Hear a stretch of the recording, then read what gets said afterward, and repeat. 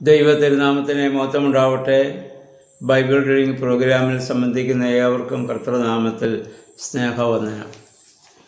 ലേവ്യ പുസ്തകം 4-ാം അധ്യായം നമ്മളിന്ന് വായിക്കുകയാണ്. ലേവ്യ പുസ്തകം 1 മുതൽ 7 വരെയുള്ള വാക്യങ്ങളുള്ളതായ അധ്യായങ്ങളെല്ലാം യാഗങ്ങളെക്കുറിച്ചാണ് ഇനി വായിക്കാൻ പോകുന്നത്. ഇപ്പോൾ ഇതിനു മുമ്പ് 1, 2, 3 അധ്യായങ്ങളിൽ 3 യാഗങ്ങളെക്കുറിച്ച് നമ്മൾ കണ്ടു. 1-ാം അധ്യായത്തിൽ ഹോമയാഗം അഥവാ ദഹനബലി, 2-ാം അധ്യായത്തിൽ ഭോജനയാഗം അഥവാ ധാന്യബലി, 3-ാം അധ്യായത്തിൽ സമാധാനയാഗം നമ്മൾ കണ്ടു. ഇന്ന് 4-ാം അധ്യായത്തിൽ പാപയാഗം അഥവാ പാപപരിഹാര ബലിയെക്കുറിച്ചാണ് നാം വായിക്കുന്നത്. ഇവിടെ ഈ അധ്യായത്തിൽ 4 രീതിയിൽ ഉള്ള ആളുകളെക്കുറിച്ച് പറയുന്നു. ഒരു പുരോഹിതൻ പാപം ചെയ്താൽ എന്ത് ചെയ്യണം? ഒരു സമൂഹം പാപം ചെയ്താൽ എന്ത് ചെയ്യണം? ഒരു നേതാവ് അഥവാ ഭരണാധികാരി പാപം ചെയ്താൽ എന്ത് ചെയ്യണം? ഒരു സാധാരണക്കാരൻ പാപം ചെയ്താൽ എന്ത് ചെയ്യണം? ഇതെല്ലാം അറിയാതെയുള്ള പാപം അല്ലവാ മനഃപൂർവ്വമല്ലാത്ത പാപം ചെയ്താലുള്ള പ്രായശ്ചിത്തമാണ് ഈ അധ്യായത്തിൽ നമ്മൾ വായിക്കുന്നത്. ഇവിടെ നമ്മൾ വായിക്കുന്ന ആദ്യം പറയുന്ന ഒരു പുരോഹിതൻ അബദ്ധവശാൽ പാപം ചെയ്തു പോയാൽ എന്ത് ചെയ്യണമെന്നുള്ളതാണ്, അല്ലെങ്കിൽ ഒരു പ്രമാണി. ഇതിൻ്റെ 2-ാം വാക്യത്തിലും 22-ാം വാക്യത്തിലും പുരോഹിതൻ പാപം ചെയ്താലും അല്ലെങ്കിൽ ഒരു നേതാവ് പാപം ചെയ്താലും എന്ത് ചെയ്യണം നമ്മൾ വായിക്കുന്നുണ്ട്. സാധാരണയായി പുരോഹിതന്മാരും നേതാക്കന്മാരും പാപമില്ലാത്തവർ എന്ന രീതിയിലാണ് പലപ്പോഴും സമൂഹത്തിൽ ജീവിക്കുകയും പ്രവർത്തിക്കുകയും ഒക്കെ ചെയ്യുന്നത്. എന്നാൽ ദൈവം ഇവിടെ ആദ്യം പാപപരിഹാരം ആവശ്യപ്പെടുന്നത് പുരോഹിതനോടും നേതാവിനോടുമാണെന്ന കാര്യം നമ്മൾ പ്രത്യേകം ഓർത്തിരിക്കേണ്ടതാണ്. കാരണം ആദ്യം ദൈവസ്ഥനിൽ കണക്ക് തീർക്കേണ്ടത് അവരാണ് ഉത്തരവാദിത്വം ഏറ്റെടുത്തിരിക്കുന്നവർ.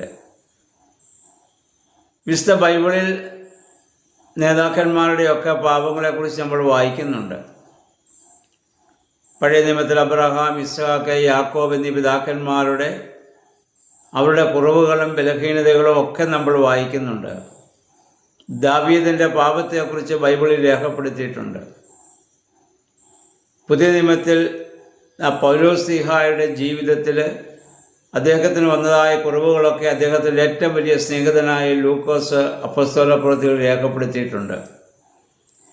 അവിടെ ബർന്നബാസിനോട് പൗലോസ്ലീഹ പോരാടുന്ന കാര്യവും യഹൂദ വിശ്വാസ പ്രമാണം അല്ലെങ്കിൽ യഹൂദ രീതി അനുസരിച്ച് തല മുണ്ടനം ചെയ്ത കാര്യവും, തൻ്റെ ജീവിതത്തിൻ്റെ അവസാനം മഹാപുരോഹിതനോട് അദ്ദേഹം ആക്രോശിക്കുന്ന കാര്യവും,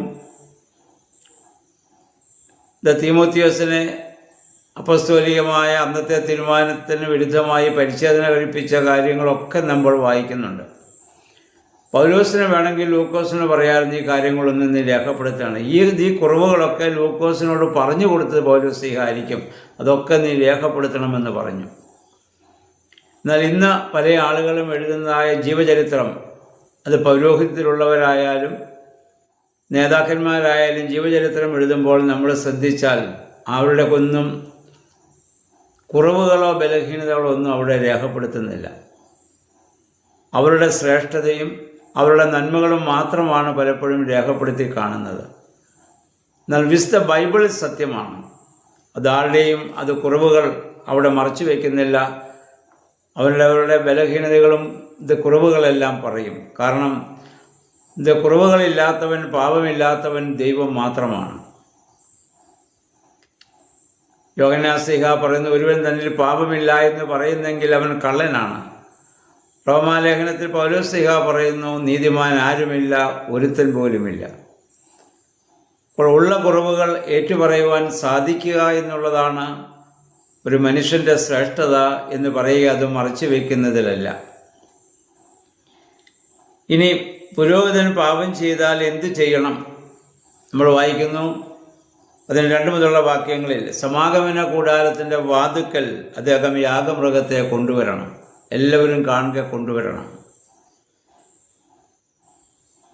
അല്ല, ഞാൻ അഭിഷിക്തനാണ്, ഞാൻ പുരോഹിതനാണ്, ഞാൻ പാപം ചെയ്തുവെന്ന് സമൂഹമധ്യേ ഞാൻ പരസ്യമായി പറഞ്ഞാൽ എന്നോടുള്ള ബഹുമാനം അവർക്ക് കുറയും എന്ന് വിചാരിച്ച് രഹസ്യമായോ സ്വകാര്യമായോ അവർക്ക് യാഗമർപ്പിക്കാൻ ഒക്കില്ല.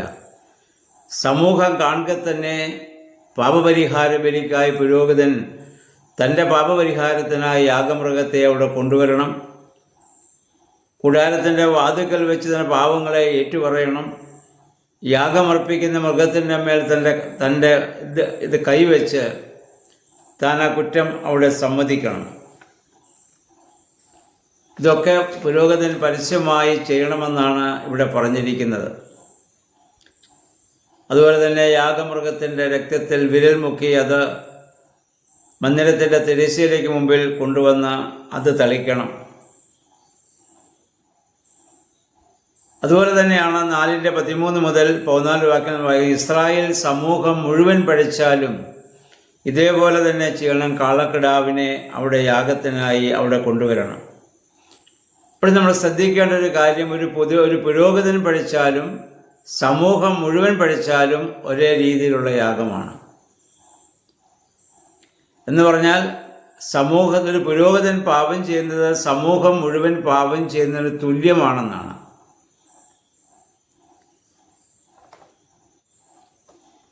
ഇന്ന് നമുക്കറിയാം. അതുകൊണ്ട് കാരണം ഏറ്റവും കൂടുതൽ സത്യമറിയാവുന്നവരും അത് പഠിപ്പിക്കുന്നവരുമായവർ അത് ചെയ്യുമ്പോൾ അതിന് കാഠിന്യം കൂടുതലാണ്. ഇന്ന് ഏറ്റവും കൂടുതൽ കഠിനമായ പാപം ചെയ്യുന്നത് പലപ്പോഴും പൗരോഹിത്യത്തിലുള്ളവരും ആ നേതൃത്വത്തിലുള്ളവരുമായ ആളുകളാണ്. സാധാരണ ജനത്തിന് പാപം ചെയ്താൽ അതിൽ കുറ്റബോധവും പാപബോധവും ഉണ്ടാവും. അവർ പലപ്പോഴും അത് ഏറ്റുപറയുകയും ഉപേക്ഷിക്കുകയും ചെയ്യും. എന്നാൽ അവർക്ക് പാപപരിഹാരം നൽകുമെന്ന് അഭിമാനിക്കുന്ന പൗരോഹിത്യ ഗണത്തിലുള്ളവർ ഒരിക്കലും അവരുടെ കുറ്റങ്ങൾ ഏറ്റുപറയാറില്ല. ഫറവോൻ്റെ ഹൃദയത്തേക്കാൾ കൂടുതൽ കഠിനമായ ഹൃദയത്തിലേക്ക് അവർ മാറ്റപ്പെടുന്ന അവസ്ഥയാണ് നമ്മൾ അവിടെ കാണുന്നത്. എന്ന് പറഞ്ഞാൽ ഒരു പുരോഹിതൻ പാപം ചെയ്യുന്നതും സാധാരണക്കാരൻ പാപം ചെയ്യുന്നതും ദൈവസ്ഥാനത്തിൽ ഒരുപോലെയല്ല. ദൈവം ആ പാപത്തെ ഒരുപോലെയല്ല അവിടെ കണക്കിടുന്നതെന്ന് വളരെ വ്യക്തമാണ്. എന്നാൽ പിന്നെ നമ്മൾ വായിക്കുന്ന ഒരു നേതാവ് പാപം ചെയ്താൽ കോലാട്ടിൻകുട്ടിയുടെ മുട്ടാടിനെ കൊണ്ടുവരണം.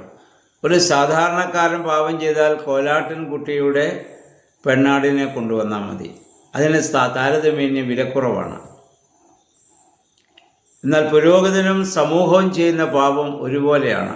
അതിൽ രണ്ടിനും കാളക്കിടാവിനെയാണ് അവിടെ കൊണ്ടുവരേണ്ടത്. പ്രിയമുള്ളവർ, ഇവിടെയൊക്കെ നമ്മൾ വായിക്കുമ്പോൾ ഒരു അഭിഷിക്തൻ ആയിട്ടുള്ള ഒരു വ്യക്തിയുടെ പാപം ദൈവത്തിൽ എത്രമാത്രം കഠിനമാണെന്ന് ഓർക്കുക.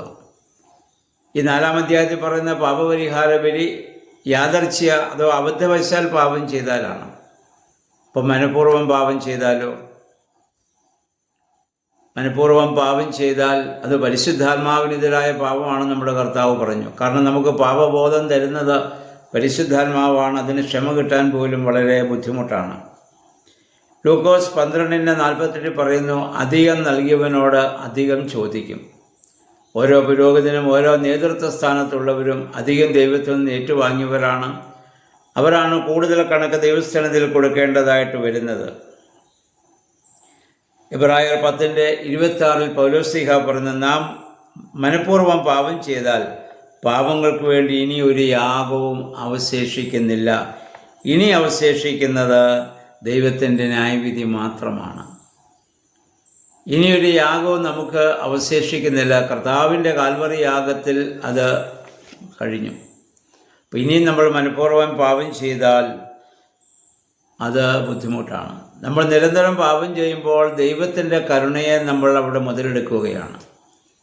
അങ്ങനെ ചെയ്യാൻ പാടില്ല. അതുകൊണ്ട് ഈ 4-ാം അധ്യായം നമ്മൾ വായിക്കുമ്പോൾ നമ്മളൊക്കെ ആ പൗരോഹിത്യ ഗണത്തിൽപ്പെട്ടവരാണ്. ഇപ്പോൾ യേശുവിനെ നേരിട്ട് അറിയാൻ മേലാത്ത ആളുകളുണ്ട് മറ്റുള്ള സമൂഹങ്ങളിൽ. യേശുവിൻ്റെ പഠിപ്പിക്കൽ ഒക്കെ അവർക്ക് അറിഞ്ഞുകൂടാ. ദൈവം അവരോട് ക്ഷമിക്കും. പക്ഷെ ഇതൊക്കെ അറിയാം. നമ്മളൊക്കെ ആ പൗരോഹിത്യത്തിൻ്റെ ഭാഗങ്ങളാണ്. നേതൃത്വം കൊടുക്കുന്നവർക്ക് കുറച്ചുകൂടി അത് കഠിനമാണെന്നുള്ള കാര്യം ഓർക്കുക. അപ്പോൾ ദൈവമേ, പരിശുദ്ധാത്മാവേ, എൻ്റെ പാപബോധം എനിക്ക് നൽകുകയും യഥാർത്ഥ പാപം എന്തെന്ന് മനസ്സിലാക്കി അത് ചെയ്യാതിരിക്കാൻ ശക്തീകരിക്കുകയും ചെയ്യണമെന്ന് നമുക്ക് പ്രാർത്ഥിക്കാം. 4-ാം അധ്യായത്തിലെ യാഗങ്ങളൊക്കെ അതിന് നമ്മെ സഹായിക്കട്ടെ. എല്ലാവർക്കും നല്ലൊരു ശുഭദിനം ആശംസിക്കുന്നു. ദൈവനാമം മാത്രം മഹത്വപ്പെടുവാൻ ഇടയാവട്ടെ.